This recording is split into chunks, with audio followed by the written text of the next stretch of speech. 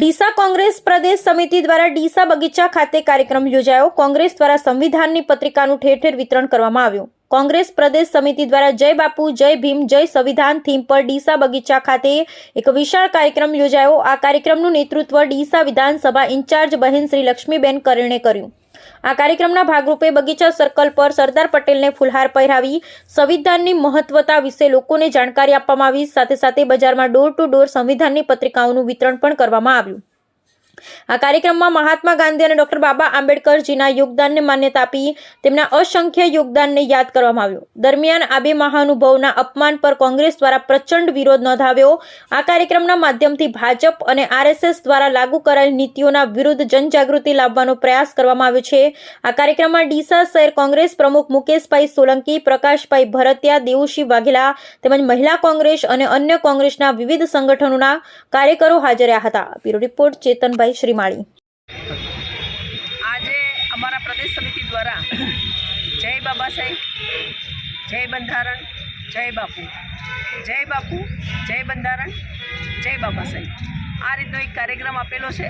आखा गुजरात में नहीं पण आखा भारत में पण आखा अठवाडिया दरमियान जुदी जुदी जगह जुदा जुदा दिवसे लोकोने जे अत्यारनी स्थिति में गुमराह करवामां आवे छे अने देशनी आर्थिक परिस्थिति कथड़ी रही है, लोको मोंघवारी में पीड़ाई रह्या छे, लोकोना जे एमना मूलभूत प्रश्नों ने प्राधान्य आप्या वगर ध्यान भटकाववा माटे अने मात्र ने मात्र राजकारण करवा माटेनी जे अत्यारनी सरकारनी नीति है एनी सामे બંધારણ આપણું શું છે, આપણા બંધારણીય હકો શું છે, બાબા સાહેબે અને બીજા સ્વતંત્ર સેનાનીઓએ, મહાત્મા ગાંધીએ, સરદાર પટેલે, જવાહરલાલ નહેરુએ, આઝાદ સાહેબે, ઇન્દિરાજીએ, લાલ બહાદુર શાસ્ત્રીએ, જે અત્યાર સુધીના જે નેતાઓ છે એમણે શું શું લોહી રેડ્યું છે, રાજીવ ગાંધીએ ભારત માટે શું કર્યું છે, મનમોહન સિંહે ભારત માટે શું કર્યું છે, આ બધી જ બાબતો પક્ષ કોંગ્રેસ પક્ષ લોકોને ધ્યાને દોરવા માગે છે।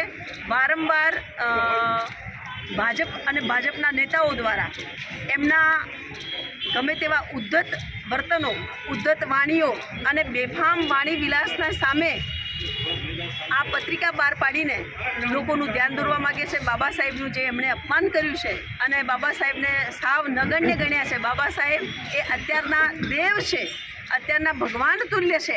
હા, ભગવાનને યાદ કર્યા નહીં, બાબા સાહેબને પણ એટલું જ સન્માન આપવું પડે એવી પરિસ્થિતિ દેશ માટેની છે।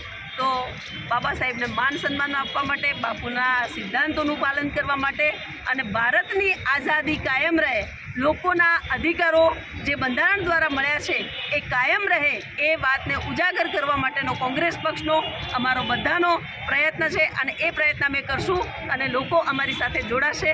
એ કાર્યક્રમ એના અંતર્ગત ભાગરૂપે આજે હું ડીસા આવી છું પક્ષની જવાબદારી લઈને અને લોકોએ